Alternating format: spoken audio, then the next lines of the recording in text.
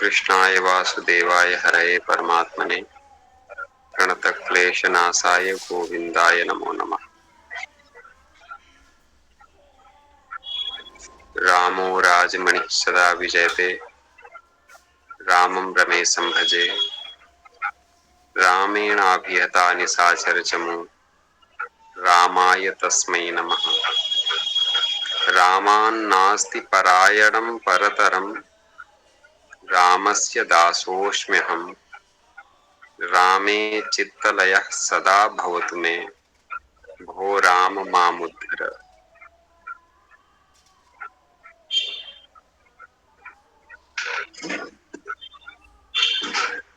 अखंडं सच्चिदानंदं अवांग मनसगोचरम्, आत्मानम् अखिलाधारम् आश्रयेभीष्ट सिद्धये।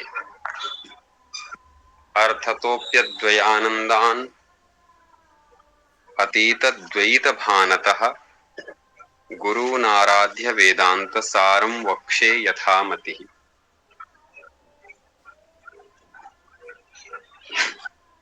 श्री कृष्ण। श्री वेदांत सार के इस अध्ययन के क्रम में हम लोगों ने अभी तक चैतन्य अभिन्न निमित्तोपादान कारण के विषय में जाना। अब हम इस क्रम में आगे बढ़ रहे हैं, तो आगे बढ़ते हुए हम पहुंचते हैं सृष्टि क्रम पर। जो सृष्टि क्रम है वो कैसा है? हमारी वैदिक संस्कृति में, वैदिक धर्म में, हिंदू धर्म में सृष्टि का क्रम क्या है? कैसे इस जगत की, सकल जगत की उत्पत्ति होती है? तो इस अज्ञान से ही समग्र जगत उत्पन्न होता है, माया से ही सारा का सारा जगत उद्भूत होता है, प्रकट होता है। रात में सो गए, सोते सोते सपना दिखाई दिया। सपने में देखा कि हम अमेरिका पहुंच गए हैं।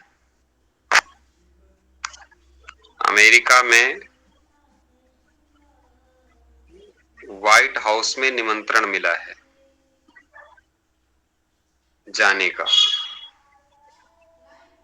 तो जिस सीट पे मोदी जी बैठ के बतियाते हैं ट्रंप से, उसी सीट पे आप बैठे हुए हैं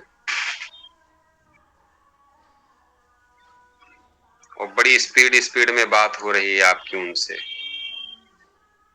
बातचीत हो रही है। खूब अमेरिका घूमा, खूब मजे से घूमा। तब तक दिखाई पता क्या चला कि व्हाइट हाउस पे हो गया अटैक,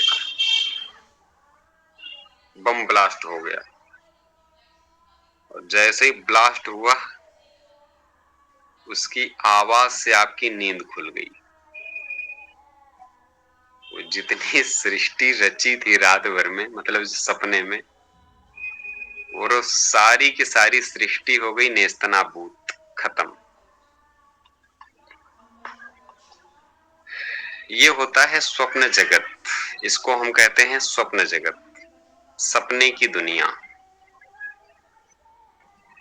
एक भिखारी था, भीख मांगने जाता था। तो भीख मांग करके रोज लाता, इकट्ठा करता।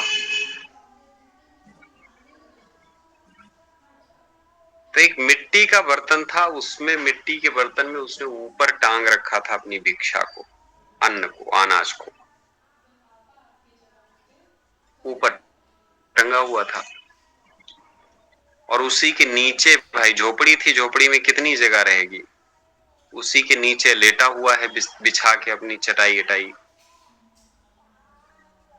तो थोड़ी देर बाद क्या हुआ, नींद आ गई, सो गया। क्या सोच रहा था, ये अनाज लाया हूं, बिकेगा, बकरी लूंगा, एक बकरी से दो बकरियां लूंगा, फिर एक बकरी से बच्चे होंगे, बच्चे होने के बाद वो बिकेंगे, फिर 2-3 बकरियां ले लूंगा और बकरियां हो जाएंगी, 100-150 बकरियां हो जाएंगी, बकरियों का बिजनेस करके अमीर हो जाऊंगा, अमीर होकर के इतने धन का मालिक हो जाऊंगा, हवेली बनी होगी, भवन बना होगा, और उस भवन में लेटा हुआ मैं रसमलाई दूध मलाई खा रहा हूंगा। तब तक उस रसमलाई दूध मलाई के को खाने के लिए बिल्ली आ गई। भाई साहब ने लाठी उठाई और लाठी बड़ी तेज से उठाया, और जैसे ही चलानी चाहिए तो जो भीख मांग के लाए थे, आटा मांग के लाए थे, वो भरभरा के ऊपर गिरा। नींद खुली, ऊंघाई जो होती, ऊंघ भी खत्म हुई, तंद्रा खत्म हुई, तो आटा उनके सिर के ऊपर था। सारी सृष्टि खत्म हो गई। राम कृपा भव निशा सिरानी, जागे फिर न डसई हूं। भव निशा, ये स्वप्न निशा है। ये दुनिया रचती है, इस स्वप्न निशा में समाप्त हो जाती है। तो जग करके इसमें फिर से फंसना नहीं है। तो ये चैतन्य जो हमारा है, उसको हमने अज्ञान से आवृत कर रखा है, ढक रखा है। वो आवृत है, ढका हुआ है, इसलिए ये सारी दुनिया सत्य प्रतीत होती है। और ये सारी ये उसी असत्य से, उसी अज्ञान से, उसी माया से दुनिया प्रकट भी हो जाती है। कैसे प्रकट होती, तो वो बताते हैं। मैंने कल बताया था, प्रधान विक्षेप शक्तिमत अज्ञानोपहित चैतन्यात् आकाशात् आकाशः आकाशात् वायु वायोः अग्निः अग्नेः आपः अद्भ्यः पृथ्वी चोत्पद्यते। आकाश से वायु, वायु से आग, आग से पानी, पानी से पृथ्वी उत्पन्न होता है। तस्मात् वा एतस्मात् वा आकाश संभूत इत्यादि श्रुते है, ये बताया गया। तेषु जाड्याधिक्य दर्शनात् तमः प्राधान्यम तत्कारणस्य, तदानीं सत्वरजस्तमांसि कारण गुण प्रक्रमेण तेष्वाकाशादिषूत्पद्यन्ते। एतान्येव सूक्ष्मभूतानि तन्मात्राणि अपंचीकृतानि चोच्यन्ते। एतेभ्यः सूक्ष्म शरीराणि स्थूलभूतानि चोत्पद्यन्ते। अब यहां कहते हैं, देखो भाई, आकाश से वायु, वायु से अग्नि, अग्नि से जल, और जल से पृथ्वी, ये सृष्टि हुई, ये चीजें प्रकट हुई। अब बात और आती है, ये तो भूत, पंच महाभूत प्रकट हो गए। इन्हीं पंच महाभूतों से एक संरचना होती है, जिसको हम कहते हैं पांच भौतिक संरचना। पांच भौतिक संरचना क्या कहा जाता है? पांच भौतिक संरचना। ये पांच भौतिक संरचना है। अब इस पांच भौतिक संरचना से पृथक भी कोई संरचना होती है, वो क्या है?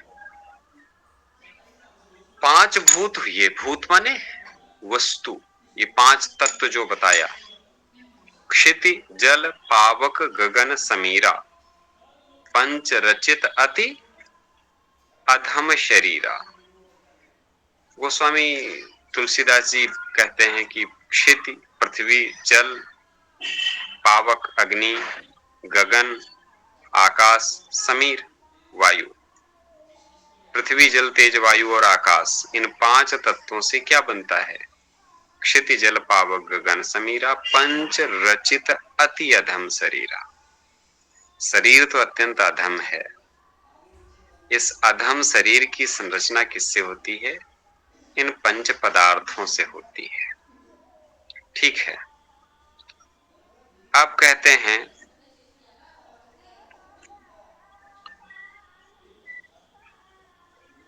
तेषु जाड्यात्, अब ते तो फिक्स हो गया किससे क्या उत्पन्न हो रहा है।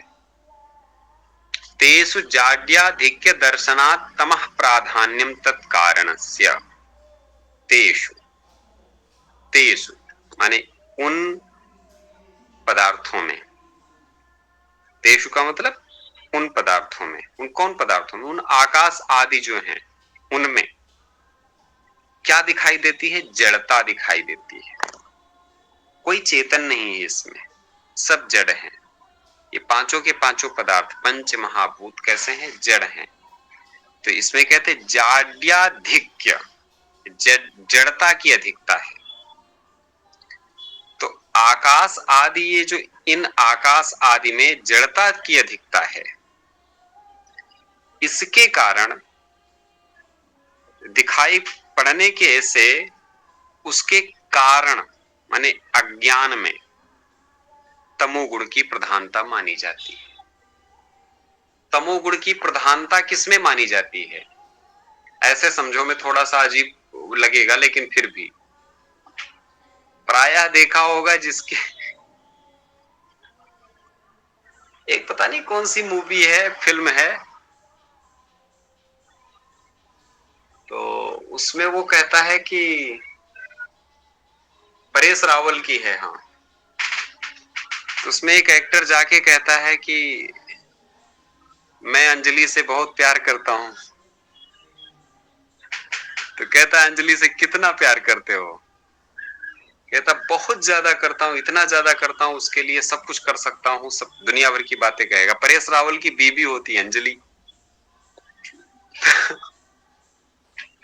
तो वो कहेगा वकील, अरे वकील साहब इधर आओ। तो जैसे ही वकील साहब आते हैं तो वकील साहब से कुछ पूछना चाहता है, तब तक पता चलता है ये वकील साहब का ही बेटा है। तो कहता अरे जब कंपनी ऐसी होगी तो प्रोडक्ट तो बिगड़ेगा ही बिगड़ेगा। तो जब कंपनी गड़बड़ है तो प्रोडक्ट गड़बड़ होगा कि नहीं होगा? और प्रोडक्ट देख करके कंपनी का अंदाजा लगा लिया जाता है। तो कई बार ये फिक्स हो जाता है ना, प्रोडक्ट देखा कंपनी का पता चल गया, कंपनी घटिया है कि बढ़िया है। प्रोडक्ट अच्छा है तो कंपनी बढ़िया है, प्रोडक्ट बकवास है तो कंपनी बकवास है। तो सीधी सी सरल सी बात है। बात यहां ये आती है, पृथ्वी जल तेज वायु और आकाश ये पांच तत्व हैं, पांचों में जड़ता है, चैतन्यता किसी में नहीं है। जब पांचों जड़ हैं तो इसका कारण जहां से ये पैदा हुए पांचों, वो तो अज्ञान है। तो कहे कि इसका कारण भी जड़ होगा, माना जाएगा। और जड़ वही होता है जिसमें तमोगुण की प्रधानता होती है। बहुत आसान भाषा में समझ,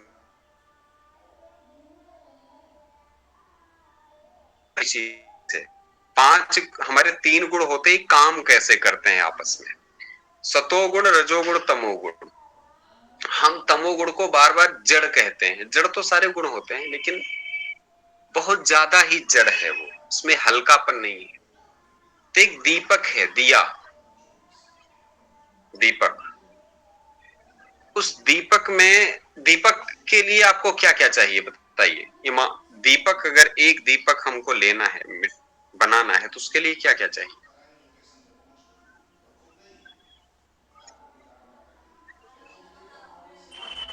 बनाना है या जलाना है? बनाना है तो हाँ, दीपक जलाना है तो उसके लिए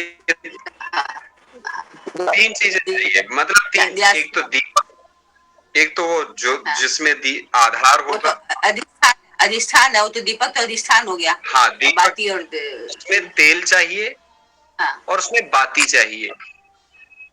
अब एक दीपक रखा है आपके सामने, माचिस भी चाहिए। ओ भाई माचिस तो आ जाएगी बाद में, वो देख लिया जाएगा। एक दीपक है, दीपक में तेल भरा है, दीपक में बाती है, और दीपक जल रहा है तो ज्योति है, ज्योत्सना जिसको बोलते हैं।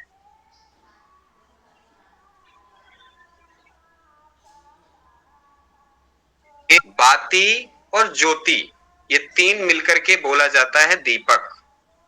और ये गतिविधि कर रहे हैं। तेल अगर ज्योति के ऊपर डाल दिया जाए तो ज्योति बुझ जाएगी कि बची रहेगी? बुझ जाएगी। तेल उठाइए और ज्योति के ऊपर डाल दीजिए, ज्योति बुझ जाएगी। और तेल मत डालिए, बाती में आग लगा दीजिए, बाती जल के खत्म हो जाएगी। लेकिन वही बाती तेल में पड़ती है और उस बाती में आग जलाई जाती है। बाती धीरे धीरे उस तेल को ऊपर ले जाती है और ज्योति तक पहुंचाती है। लेकिन तेल स्थिर रहता है, स्थिर। वो गति करता है, बहुत मंद गति करता है, वही जलता है बाद में। तो भैया ये जो सृष्टि है ये दीपक की तरह चल रही है। ये तीनों गुण ऐसे ही काम करते हैं। सारी सृष्टि तमोगुण की प्रधानता से बनती है। दीपक, तेल के बिना दीपक का अस्तित्व नहीं है। तो उसी तरीके से तमोगुण के बिना सृष्टि की संभावना नहीं है। तमोगुण धीरे धीरे सृष्टि का उद्भव करता है, प्राकट्य करता है। कैसे करता है वो यहां पर बताया गया कि जड़ की प्रधानता होती है वहां, माने तमोगुण की प्रधानता होने के कारण उसका जो कारण है वो भी जड़ माना जाता है। किसकी प्रधानता है? तमोगुण की प्रधानता है। तो जब तमोगुण की प्रधानता है तो उसका कारण क्या माना जाएगा? जड़ माना जाएगा। तो कारण इसका माने जहां से उत्पत्ति हो रही है। तो दीपक, ये सारी सृष्टि, ये जो बताया, दीपक की ज्योति क्या है? हल्की होती है, ऊपर उठती है, बहुत हल्की होती है, तो माना जाता है सतो गुणात्मिका है, सतो गुण वाली है। बाती चंचलता कर रही है, गति कर रही है, तेल को खींच करके ज्योति तक पहुंचा रही है। तो ये चलंच रजहा, रजोगुण गतिशीलता का बोधक है, संचांचल्य का बोधक है, संचालन का बोधक है। और तमोगुण स्थिरता का बोधक है, अवबोधन का बोधक है, माने ठहराव का बोधक है। ये तीनों गुण ऐसे काम करते हैं। सृष्टि इस तरीके से संचालित होती है और काम करती है। तमोगुण विक्षेपक होता है, रोकने वाला है, ठहराने वाला है, इसलिए तम प्रधान माना जाता है। तम तम इसका कारण जो है तम प्रधान है। तो तमोगुण की प्रधानता मानी गई है। सृष्टि काल में उन आकाश आदि में सतोगुण, रजोगुण और तमोगुण कारण में रहने वाले होते हैं, कारण में रहते हैं।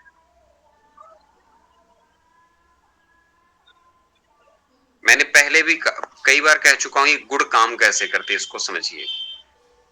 तदानीम सत्व रजस्तमांसी कारण गुण प्रक्रमेण तेषु आकाशादिषु उत्पद्यन्ते।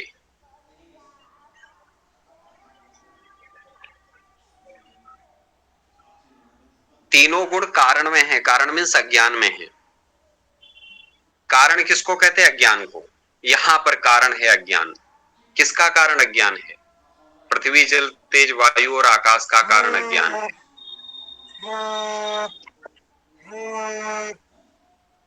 आप सबसे पूछा जाए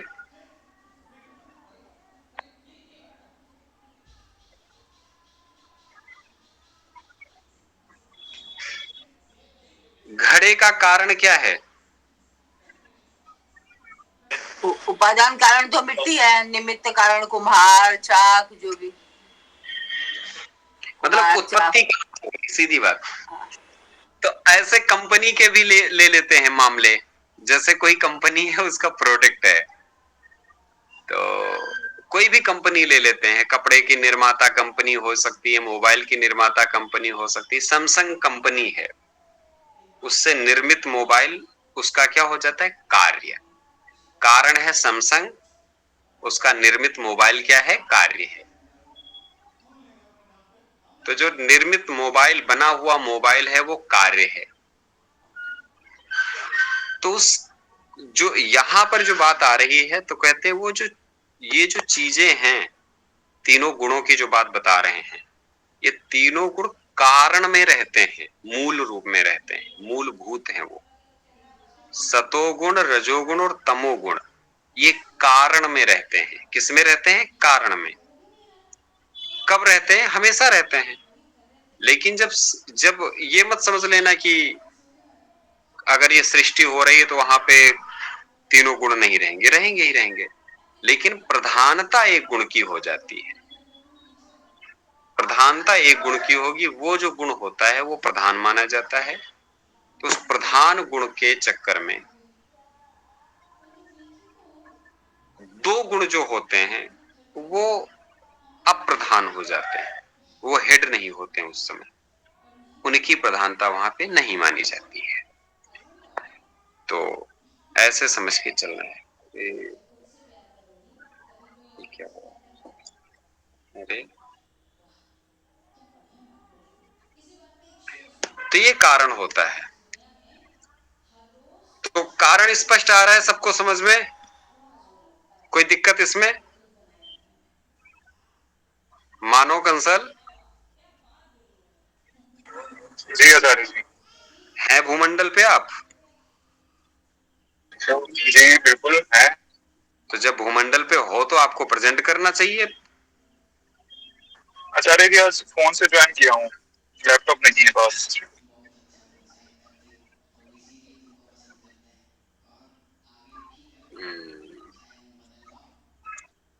चलो कोई नहीं। तो कारण क्लियर है यहाँ पे? बहुत नहीं क्लियर हुआ आचार्य जी, एक बार फिर से थोड़ा सा बताया। बिल्कुल, बहुत कठिन हो जा रहा है। थोड़ा थोड़ा दिमाग से ऊपर निकल जा रहा। चलिए सब सरल हो जाएगा अभी।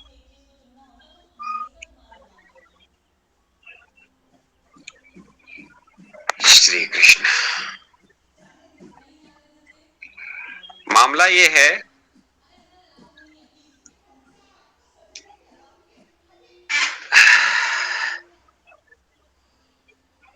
अज्ञान से ढका चैतन्य, अज्ञान से क्या ढका गया, चैतन्य। हाँ। उस अज्ञान आच्छन्न चैतन्य से, अज्ञान से ढके हुए चैतन्य से आकाश पैदा हुआ। आकाश, यस। आकाश का कारण क्या हो जाएगा यहाँ पे, अज्ञानोपहित चैतन्य, अज्ञान से ढका हुआ, अज्ञान से ढका हुआ, ठीक है। अब आकाश का कारण हो गया वो अज्ञान से ढका हुआ चैतन्य। आकाश से क्या पैदा हो रही है, वायु। तो वायु का कारण क्या हो गया, आकाश। आकाश पैदा होता है वो उसका कारण होता है। आकाश कारण हो गया वायु का, और वायु किसका कारण है, वायु हो गया कि आकाश का, अग्नि का, अग्नि, अग्नि का ना। और अग्नि से क्या उत्पन्न हो रहा है, जल। जल, अग्नि से जल पृथ्वी का। तो जल पृथ्वी, जल पृथ्वी का कारण है। जल किसका कारण है, पृथ्वी का कारण है, पृथ्वी का कारण है। हाँ, सरल बात है, ठीक है। तो ये हो गया, कारण हो गए। अब आता है तेसु। अब ये जो पांचों चीजें पैदा हुई, कहां से पैदा हुई, अज्ञान से पैदा हुई ना, अज्ञान से पैदा हुई। हाँ, सीधी सरल बात है। अज्ञान उपहित चैतन्य कह लो या अज्ञान कह लो, हाँ, अज्ञान से पैदा चैतन्य है तो अज्ञान ही आ जाएगा, अज्ञान से पैदा हुई। तो जब ये अज्ञान से पैदा हो रही हैं तो अज्ञान कैसा है वहां पर, तो कहते जाड्याधिक्य दर्शनात् तमः प्राधान्यम तत् कारणस्य। माने इन सभी चीजों में ये जो 5 चीज इनमें जड़ता ज्यादा दिखाई देती है, महसूस होती है, प्रतीत होती है, जड़ता है। जड़ता का मतलब पांचों पदार्थ जड़ ही हैं, इसमें चेतना नहीं है। अगर इनमें चेतना होती तो पानी गति करता, पानी अपने हिसाब से काम करता। पानी को काम करते नहीं देखा गया। जी पानी बिल्कुल। गतिशील नहीं है, माने पानी चेतन नहीं है। गतिशील है, वो लुढ़कता है, बहता है, वो सब ठीक है। पानी में चेतना नहीं है चेतना पानी में क्या नहीं है? नहीं। आकाश में चेतना है क्या? नहीं है। नहीं। पृथ्वी में चेतना है क्या? नहीं है। किसी में चेतना नहीं है। सारे के सारे पदार्थ जड़ हैं। ये सारे पदार्थ जड़ हैं। तो ये देख के लगता है कि यार जब ये सारे पांचों पदार्थ जड़ हैं तो इनको पैदा करने वाला भी जड़ होगा। ओह, ये समझ में आया। हाँ। जहां से ये पैदा हुई वो भी जड़ ही तो होगा। तो अज्ञान उपहित चैतन्य भी जड़ ही है, माने अज्ञान भी जड़ ही है ना। तो अज्ञान कैसा है? अज्ञान जड़ है। अज्ञान भी जड़ है और उसमें तम की प्रधानता है। और मैंने ये गुणों का इसलिए परिचय दिया, तम का लक्षण बता रहा हूं। तम जड़ होता है। तेल को बताया ना मैंने कि तेल ठहरा हुआ होता है, उसी तरीके से तमोगुण ठहरा हुआ होता है, ठहराने वाला होता है, स्तंभक होता है, रोकने वाला होता है। जड़ की प्रधानता है, तम की प्रधानता है, इसलिए उसको जड़ कहा जाता है। ये क्लियर है? क्लियर है, क्लियर। तदानीम सत्व रजस्तमांसी कारण गुण प्रक्रमेण तेषु आकाशादिषु उत्पद्यन्ते। तो भैया कहे उस समय माने सृष्टि काल में। कब? यहां लाइन आ रही है ना, तदानीम, उस समय। किस समय? माने सृष्टि काल में, जब सृष्टि उत्पन्न होती है तो उस समय तीनों गुण कैसी अवस्था में होते हैं? तो कहते तदानीम, उस समय सृष्टि काल की अवस्था में सत्व रजस तमांसी, सतोगुण, रजोगुण और तमोगुण, ये तीनों गुण क्या करते हैं? कहते हैं उस समय जब सृष्टि काल हो रहा होता है तो ये सृष्टि काल में ये सतोगुण, रजोगुण, तमोगुण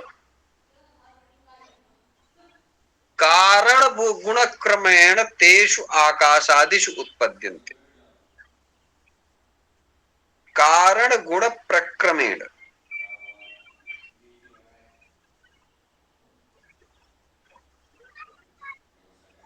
वो उनमें तेषु कारण गुण प्रक्रमेण आकाशादिषु उत्पद्यन्ते। अब ऐसे समझो, कारण यहां क्या बताया गया था? मैंने बताया क्या था? कारण अज्ञान है ना। अज्ञान, या सृष्टि के समय सारी चीजें जब उत्पन्न हो रही हैं उस समय इस अज्ञान में तम की प्रधानता है। जी। लेकिन जब ये चीजें पैदा हो रही होती हैं, आकाश आदि उत्पन्न हो रहे होते हैं, आकाश उत्पन्न हो गया, फिर इसके बाद पृथ्वी, जल, तेज, वायु और भी चीजें पैदा होनी है। तो उस समय स्टेप बाय स्टेप ये जो गुण है ना, वो अपने अपने स्टेप बाय स्टेप प्रधान हो जाते हैं, हेड हो जाते हैं। कभी सतोगुण प्रधान हो जाएगा, कभी तमोगुण प्रधान हो जाएगा, कभी रजोगुण प्रधान हो जाएगा। ये तीनों गुण अपने स्टेप बाय स्टेप प्रधान होते रहते हैं इनके सृष्टि क्रम में, पैदा होने के क्रम में। ऐसे समझिए थोड़ा सा, बहुत आसान भाषा में। आपने देखा होगा समाज में कोई लड़का, एक ही हॉस्पिटल है, एक ही हॉस्पिटल, एक ही टाइम, एक ही डेट बच्चे पैदा होते हैं।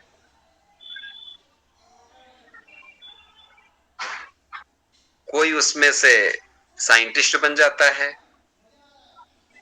कोई उसमें से टीचर बन जाता है, कोई उसमें से चोर लईमार बन जाता है। तो ये क्या है? इसको कहते हैं गुण की प्रधानता। उस समय किस गुण की प्रधानता थी? जो गुण प्रधान होगा वो लक्षण उसमें दिखने लग जाते हैं।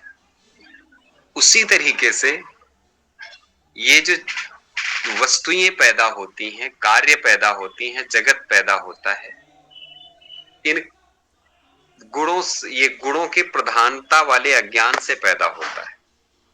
तो उसमें कभी सतोगुण प्रधान होता है, कभी रजोगुण प्रधान होता है, कभी तमोगुण प्रधान होता है। नरेंद्र मोदी के कितने भाई हैं?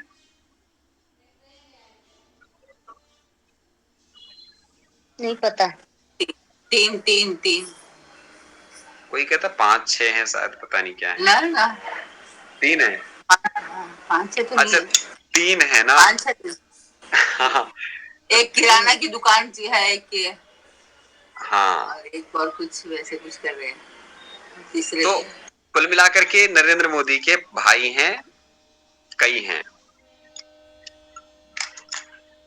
सारे के सारे प्रधानमंत्री तो नहीं बन पाए। माँ एक ही है, पिता एक ही है। बिल्कुल। और कहते नहीं, माँ बाप बनाता है बेट भाई सबको। अगर सबको माँ बाप बनाता तो यार मोदी जी की माँ बाप बड़े कम प्यार और ज्यादा प्यार करने वाले हो गए कि भाई एक लड़के को प्राइम मिनिस्टर बनाने वाले गुण दे दिए, और बच्चे कोई किराना स्टोर चला रहा है और कोई कुछ चला रहा है। तो फिर यार ये तो धोखा हो गया। तो माजरा यही है, किसके समय किस समय कौन सा गुण प्रभावी होता है। तो ये तो आचार्य जी एबिलिटी पर हुआ ना, कि जिसकी जो एबिलिटी रही वो बना। नहीं, मैं उस पे माँ बाप पे नहीं कह रहा हूं। मैं ये कह रहा हूं गुण किसके ऊपर किस गुण की प्रधानता रही, जिस गुण की प्रधानता रहती है उस गुण के अनुरूप बालक ढलता चला जाता है हाँ ये सही है। और उसकी प्रगति होती है। इसमें अगर कोई कह दे, उसमें अगर माँ बाप उल्टा खड़े हो जाएं, सारी तपस्या कर लें, तब भी उनकी तपस्या फलीभूत नहीं होती है, कुछ भी नहीं कर पाती है। श्रीमद् भागवत महापुराण के प्रथम स्कंद में बड़ी प्यारी कथा आती है। प्रथम स्कंद क्या, शुरुआत में ही उसमें महात्म्य में, भागवत के महात्म्य में धुंधकारी की कथा है। पढ़ा है? किसी सुना है धुंधकारी की कथा? कितने लोगों ने सुना है? हाँ सुना है। सुना है। लोगों का कभी नहीं सुना होगा। बूढ़े बूढ़े बुजुर्गों ने सुना है, नए लड़कों ने सुना है। धुंधकारी महाखला। ये चलो संस्कृत वाले हो गए। मानो तुमने धुंधकारी की कथा सुनी है? नहीं है तारे जी, नहीं है तारे जी।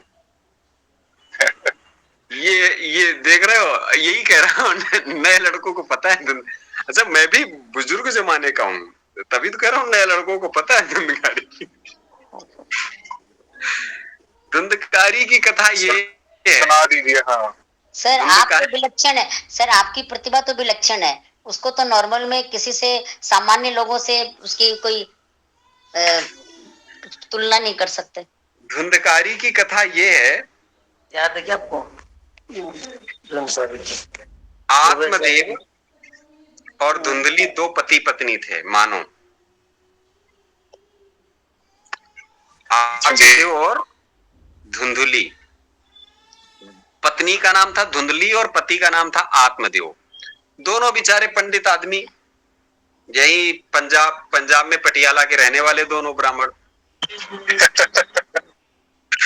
और बेचारे आत्मदेव रोज सुबह उठ करके स्नान करते, गायत्री जप करते, भजन कीर्तन करते, भगवान का चिंतन मनन करते। संपत्ति अच्छी थी, अमीर आदमी थे। पंजाब के ब्राह्मण वैसे भी ठीक ठाक हैं, संपन्न हैं।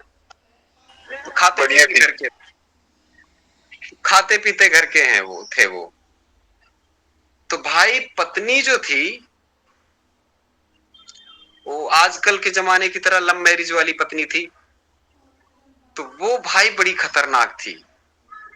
पिज्जा, बर्गर, चाउमीन और फिंगर वाली थी वो।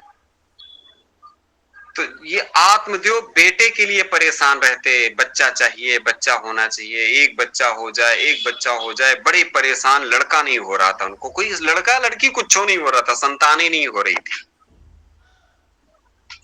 तो सारे देवी देवता मना डाले। लास्ट में बड़े दुखी हो करके वो बेचारे कहे, जब संतान नहीं होगी तो क्या होगा, पैदा होकर के जी करके क्या होगा। तो आत्महत्या करने के लिए जंगल चले गए, क्या मर जाएंगे। जंगल गए तो वहां पर एक महात्मा जी जा रहे थे, रास्ते में बिठा गए महात्मा जी। कहा बेटा कहाँ जा रहे हो? कहे महाराज आज मर जाएंगे हम, आप जिंदा रह के नहीं कुछ करेंगे। कहे क्या हुआ, बात तो बताओ। अरे बेटा लड़का बच्चा कुछ हो ही नहीं रहे, न संतान कोई हो ही नहीं रही, क्या करेंगे जिंदा रह के। तो कहे यार बड़ी समस्या।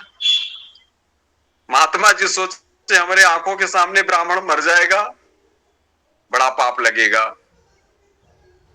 तो कहे बेटा मत मरो, जिंदगी बड़ी अनमोल है, अनमोल फनमोल कुछ नहीं, मर जाएंगे, अब इसका पाप तुम्हारे ऊपर ही जाएगा।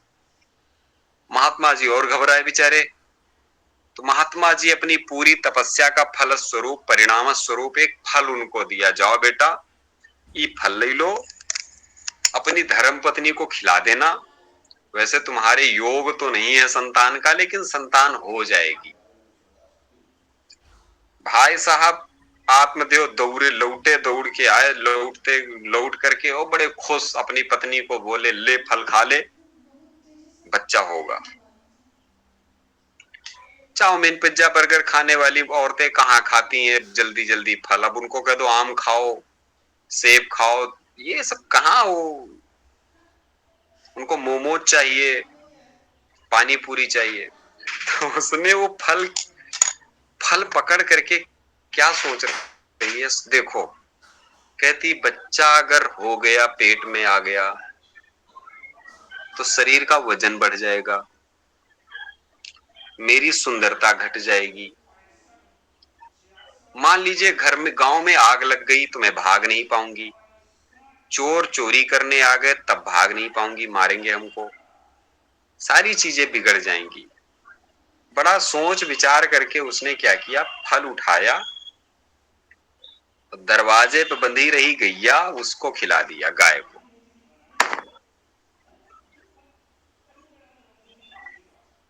तब तक उसकी एक सहेली आ गई जालंधर से। तो उसने कहा बहुत बढ़िया किया बहन, हमारे एक पेट में बच्चा है, होने वाला है थोड़े दिन में, माने 9 महीने बाद होगा, वो वाला बच्चा हम तुमको दे देंगे, तुम बता देना कि हमारे बच्चा हुआ है। हमको भी हमारे पास बच्चे बहुत ज्यादा हो गए, वो वाला बच्चा तुम ले लेना। वो भी खुश, पंडित जी भी नाराज नहीं होंगे ऐसा मान करके वो घर में यही कहती कि मेरे बच्चा है, होगा। भाई साहब समय आया, वो उनकी सहेली बच्चा लेके आके दे गई, लो बच्चा। अम्मा का नाम धुंधली और बचवा का नाम अम्मा ने डिसाइड किया क्या रखना है। प्रायः नियम है कि शास्त्रों के आधार पे, ज्योतिष काल गणना के आधार पे बच्चों के नाम रखे जाएं, लेकिन डिसीजन क्या लिया गया कि इसका नाम रखा जाएगा धुंधकारी। भाई साहब लड़कवा का नाम रखा गया धुंधकारी, मानो समझ रहे हो, ये जालंधर का लुंडा यहाँ पटियाला में नाम रख दिया गया धुंधकारी। अब भाई साहब धुंधकरिया इतना दुष्ट, थोड़े दिन के बाद गैया को भी एक बच्चा हुआ, गाय को भी बच्चा हुआ। भाई गाय को फल खिला दिया गया था तो गाय को बच्चा हो नहीं था। बताते पुरुष की आकृति का बालक पैदा हुआ, उसके कान केवल गाय के थे, तो वो चल दिया तीर्थ यात्रा करने के लिए, संस्कार इत्यादि करा दिया गया, वो तीर्थ यात्रा करने चला गया। लेकिन यहू लुंडा जो धुंधकरिया पैदा हुआ ना, बहुत ही दुष्ट, इतना दुष्ट भाई साहब, इतना दुष्ट क्या कहें। छोटे छोटे बच्चों के साथ खेलता तो उनको उठा करके कुएं में फेंक देता, मुर्दे पर का पड़ा हुआ अन्न खा जाता,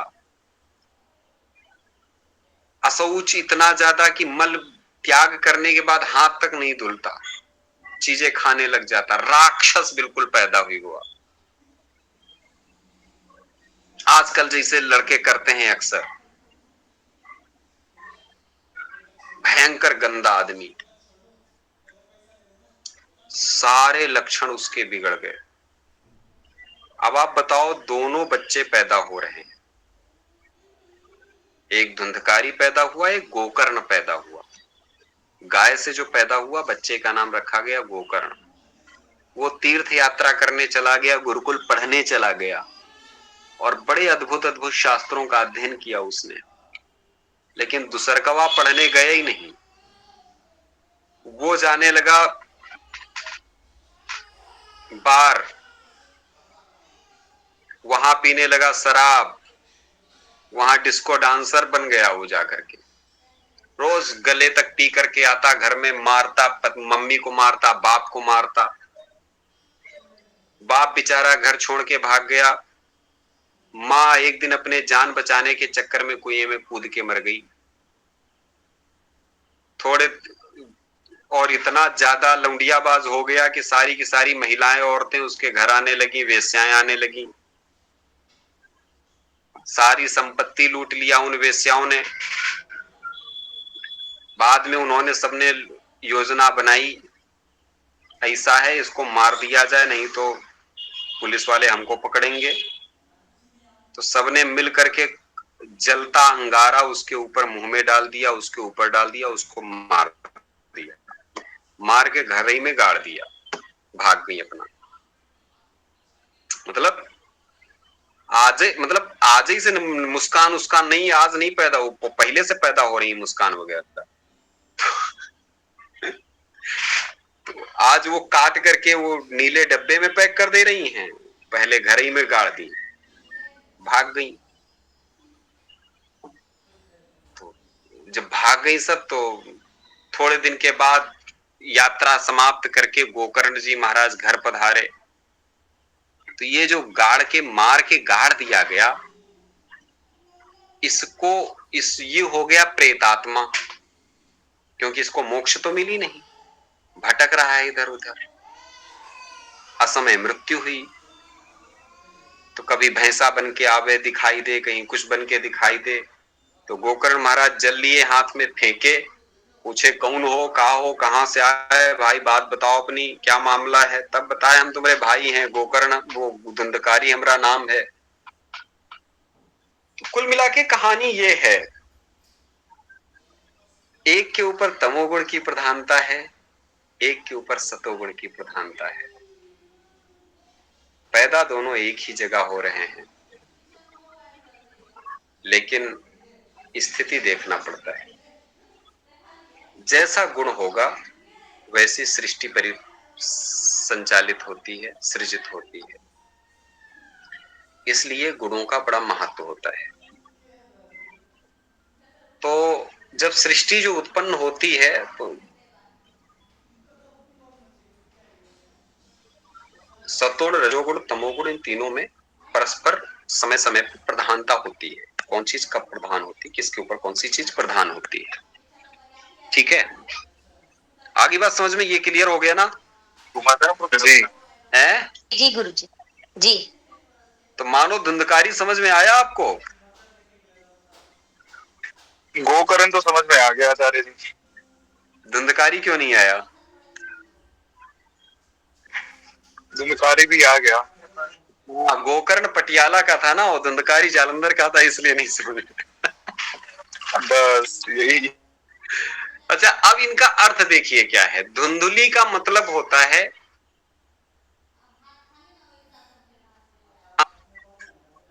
आपने कभी कभी देखा होगा धुंधुली, माने धुंधली अवस्था उस अवस्था को कहते हैं जब आपको कोई चीज दिखाई नहीं दे रही हो।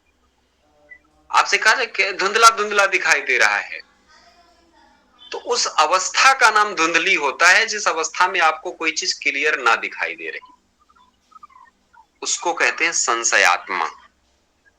संशयात्मा माने संशय में हैं, आप डिसीजन नहीं ले पा रहे हैं, क्या करें क्या न करें। इसको कहते हैं धुंधली।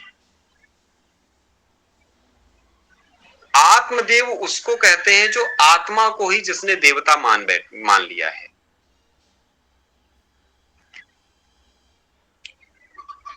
आत्मदेव चाहता तो सब ठीक करना है, लेकिन उसके बस में नहीं है, क्योंकि धुंधली को उसने वर्ण कर रखा है, पकड़ रखा है।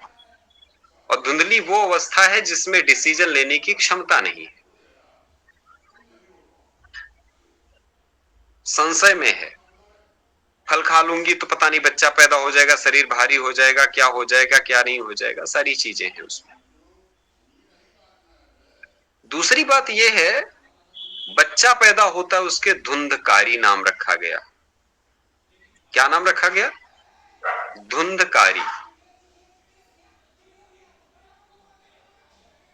धुंधली का वो अवस्था है जो अंधकार में है, मानिए जिससे क्लियर दिखाई नहीं दे रहा है। धुंधकारी वो है जो अंधकार पैदा करे। शक्तिमान देखा है आप लोगों ने? शक्तिमान तो उसमें वो ऐसे उंगली करते हुए कहता था अंधेरा कायम रहे। तो ये धुंधकारी हैं जो सर्वत्र अंधेरा ही अंधेरा देखना चाहते हैं। तो धुंधकारी जो है अज्ञानता को पसंद, अज्ञानता में ही रहना चाहता है, वो धुंधकारी है। जो अज्ञानता में ही रहना चाहता है वो धुंधकारी। जिसने शरीर को ही सब कुछ मान रखा है वो धुंधकारी है। जिसने अपने को, जिंदगी को ही सब कुछ मान रखा है, मैं हूं, मेरी जिंदगी है, मेरी लाइफ स्टाइल, मेरी जिंदगी, तुम कौन होते हो उसमें हस्तक्षेप करने वाले? माँ बाप कौन होते हैं हमारी पर्सनल लाइफ में इंटरफेयर करने वाले? तो जब माँ बाप इंटरफेयर नहीं करेंगे तो वो अनाथालय रूपी कुआं में कूद के अपनी जान दें, या फिर तो अनाथालय वाली कुआं में कूद के जान दे देते हैं फिर वो।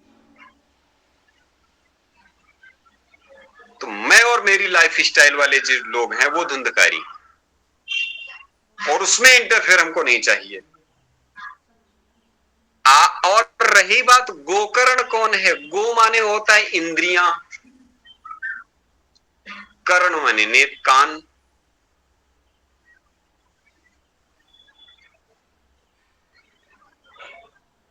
जिसने इंद्रियों को कर्ण तो बनाया है, माने सारी इंद्रियों से वो ग्रहण कर रहा है। किसको ग्रहण कर रहा है? कहते सत को ग्रहण कर रहा है, सत्संग को ग्रहण कर रहा है, वो गोकर्ण है।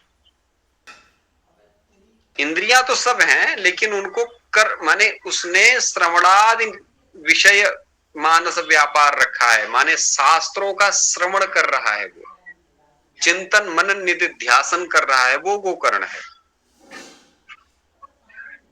इसलिए उसकी बुद्धि उत्कृष्ट है, खुली हुई है, इसलिए वो सबके कल्याण का रास्ता देखता है। इसीलिए वो गोकर्ण के धुंधकारी के गांव में बैठ करके भागवत महापुराण की कथा कहता है और सबके मोक्ष का रास्ता निकालता है।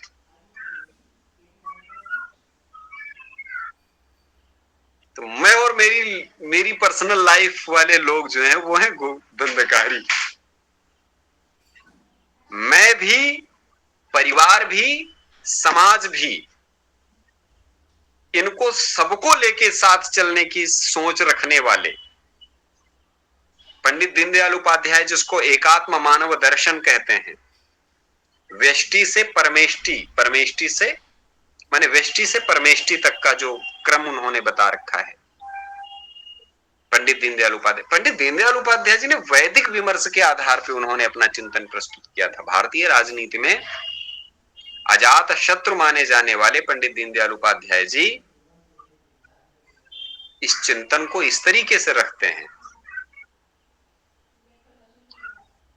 कि पहले व्यक्ति से परिवार, परिवार से समाज, समाज से राष्ट्र, राष्ट्र से परमेष्टि, माने व्यष्टि के उसको परमेष्टि समष्टि कह लीजिए, फिर व्यष्टि, वो परमेष्टि, परमेष्टि माने परमात्मा। वेस्ट से परमेष्टि तक का सफर एक दूसरे से जुड़ के गुजरेगा, अलग अलग नहीं गुजरेगा। इसको कहते हैं वैदिक लाइफ स्टाइल। मैं और मेरी पर्सनल लाइफ, इसको कहते हैं अवैदिक लाइफ स्टाइल, या कह दीजिए इसको चार्वाक की लाइफ स्टाइल। तो चार्वाक की लाइफ स्टाइल जीने वाले लोगों को उन्हीं के लोग उनके मुंह में आग भर के मार देते हैं। वो मतलब कब कैसे मर जाएंगे कोई पता नहीं। और जो समाज के लिए जीते हुए मरते हैं, आचार्य विनोबा भावे की बड़ी प्यारी लाइन है, समाज के लिए अगर आप 2 हाथ उठाओगे, समाज आपके लिए 1000 हाथ उठा देगा। तो इसको वेदों में भी कहा गया है, सत हस्त्र समासर समाहर सहस्र हस्त विकिर। 100 हाथों से कमाओ और 1000 हाथों से बांटो। तो ये जो सोच है, ये सात्विक सोच है। तो धुंधकारी और गोकर्ण की कथा ये है पुराण की। यहां पर जो बात बताई जा रही है, सतोगुण रजोगुण तमोगुण, ये कारण में गुण क्रम के आधार पे आते हैं। कोई पहले सतोगुण आएगा, रजोगुण आएगा, तमोगुण आएगा, फिर ऐसे क्रम से स्टेप बाय स्टेप आते रहते हैं और उसी से आकाश आदि उत्पन्न होते रहते हैं, इन्हीं की प्रधानता से। एतानि एव सूक्ष्म भूतानि तन मात्राणि अपंचीकृतानि च उच्यन्ते। अब सूक्ष्म और भूत पर हम आएंगे। तन मात्राओं के बारे में, तन मात्राएं मैंने शायद ऐसे बताया था। कॉपी पेन लेकर के कल बैठना ज्यादा फायदे में रहेंगे, और जिनको कंपटीशन की तैयारी करनी है वो तो खासकर कॉपी पेन लेके बैठा करें, और इसमें बैठना भी है, क्योंकि पंचीकरण का सिद्धांत आने वाला है। उसके पहले जो चीजें आ रही हैं उसको लिखते चलेंगे, नोट डाउन करते चलेंगे, अच्छा रहेगा। ठीक है, सबके लिए बहुत बहुत। एक प्रश्न था आचार्य जी, अभी तो आपने कहा कि तम से आकाश पैदा होता है, अभी कहा तीनों से, वो तो ठीक है कि आकाश केवल आकाश नहीं उत्पन्न होता है, आकाश आदि उत्पन्न होते हैं। ये आकाश आदि तमोगुण से पैदा होते हैं। अभी अभी आपने कहा कि तीनों गुण का किससे होता है। फिर से मैं रिपीट कर दे रहा हूँ। हाँ। तो सिस्टम समझिए, इसमें पूरी लाइन क्या कह रही है। लाइन पंक्ति से हम पढ़ते हैं। पंक्ति कह रही है यहाँ पे, तमः प्रधान विक्षेप शक्ति। विक्षेप शक्ति कैसी थी यहाँ पे? तम से प्रधान थी ना, तम की प्रधानता थी। तो तम प्रधान विक्षेप शक्ति से आकाश उत्पन्न हुआ था। फिर इसके बाद वही कह रहे हैं कि आगे जब और भी चीजें, आकाश तो तम प्रधान से उत्पन्न हो गया, फिर क्रमशः वायु किससे उत्पन्न होगी? रजोगुण से उत्पन्न होगी। अग्नि किससे उत्पन्न होगी? सतोगुण से उत्पन्न होगी। ये क्रम है, सीरियल है। माने उससे गुण से, केवल उसी गुण से नहीं हो रही, बल्कि उस गुण की प्रधानता होगी उसमें। तीनों गुण हर समय रहते हैं, पर कोई प्रधानता होती है। एक हम सब में तीनों गुण रहेंगे हमेशा साथ में ही, लेकिन अच्छा, एक गुण प्रधान हो जाएगा। अब फिर से मैं रिपीट कर दे रहा हूँ, समझ गए। आकाश में तमोगुण की प्रधानता है, ये 3 गुण से आकाश उत्पन्न होता है तमोगुण की प्रधानता होने पर। ये ठीक है, ठीक। हाँ। आकाश के बाद वायु उत्पन्न होती है रजोगुण की प्रधानता होने पर। अग्नि उत्पन्न होती है सतोगुण की प्रधानता होने पर। अब फिर आप वही स्टेप क्रम अपना लीजिए। क्या क्रम आएगा देख लीजिए। अग्नि के बाद क्या आ रहा है? जल आ रहा है, तो जल तमोगुण की प्रधानता होने पर। अच्छा। और पृथ्वी रजोगुण की प्रधानता होने पर। माने इनके गुण तीनों रहेंगे, प्रधानता एक गुण की हो जाएगी। ठीक ठीक, अब क्लियर हो गया जी। ठीक। अब हम अब बात आती है इसमें महा सूक्ष्म भूत ये हो गए। इसके बाद वो तन मात्राओं को ही सूक्ष्म भूत बोला जाता है। तन मात्राएं क्या हैं हम आगे कल चर्चा कर लेंगे। पृथ्वी जल तेज वायु और आकाश ये महाभूत हैं। तो जिनको तन मात्राएं बोलते हैं, तन मात्राएं होती है पृथ्वी जल तेज वायु आकाश की अलग अलग तन मात्राएं हैं। शब्द स्पर्श रूप रस गंध, इनको तन मात्रा बोला जाता है। कल इन पर हम चर्चा करेंगे। कक्षा में रोज रहेंगे सभी लोग तो समझ में आएगा, विषय समझ में आते हैं। मेहनत बहुत की जाती है, कोशिश बहुत अच्छी की जाती है। आप लोगों की सहयोग की आवश्यकता है। धन्यवाद।